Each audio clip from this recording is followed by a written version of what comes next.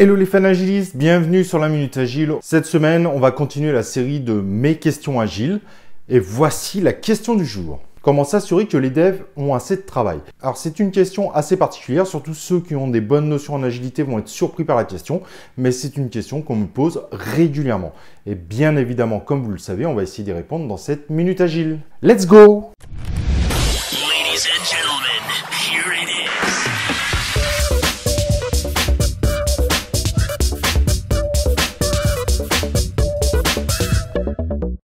Alors comme je disais, la question du jour, c'est comment assurer que les devs ont assez de travail pendant le sprint? C'est une question qui va évidemment surprendre ceux qui ont pas mal de notions en agilité. En revanche, c'est une vraie question que se posent les gens qui découvrent l'agilité. Et donc, c'est important qu'il y ait quelqu'un pour y répondre et je suis là pour ça. Donc, pour répondre à ces questions, c'est relativement simple en réalité.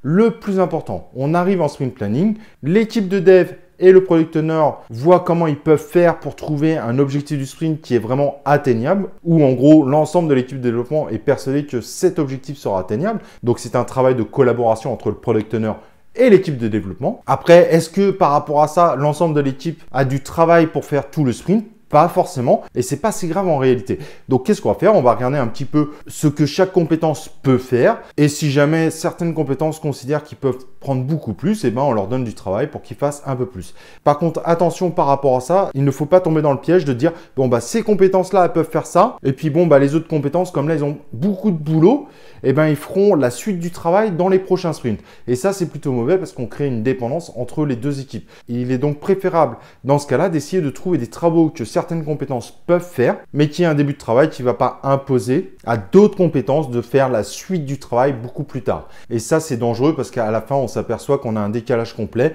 et en plus en cas de changement de scope, que ce soit un changement du marché, de stratégie, etc., bah, ça pose vite de gros problèmes.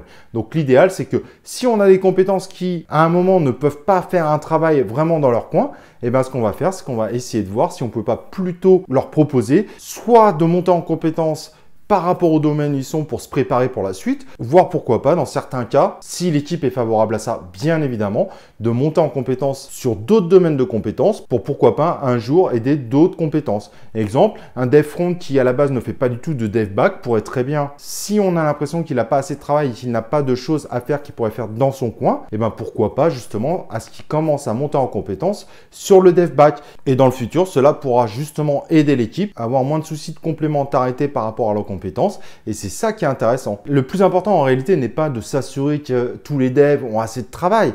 Le plus important, c'est surtout que l'équipe trouve vraiment son rythme de croisière, se complète de mieux en mieux. Et si jamais en cours de sprint, on s'aperçoit que certaines compétences de l'équipe de développement n'avaient pas assez de travail au final, eh ben c'est pas grave, on rajoutera des éléments à ce moment-là, que ce soit des montées en compétences, que ce soit des tâches bien spécifiques, comme par exemple le dev front qui pourrait très bien améliorer et travailler avec l'UX pour améliorer cet aspect front justement, ou peu à peu à devenir pluridisciplinaire en apprenant d'autres compétences que les autres ont, de façon à pouvoir aider dans le futur. Il faut pas essayer de combler le sprint pour combler le sprint. Donc n'oubliez pas, le pire qu'il faut éviter, c'est surtout de donner des user stories à des dev front qui vont faire tout le travail, mais qui imposent aussi du dev back et qui amèneraient malheureusement ces dev back à finaliser ces user stories dans un ou deux sprints. Voilà, j'espère que ça vous aura éclairé et que ça vous fera mieux comprendre justement ce mindset agile. Et nous, bien évidemment, on se retrouve dans un prochain épisode de la Minute Agile.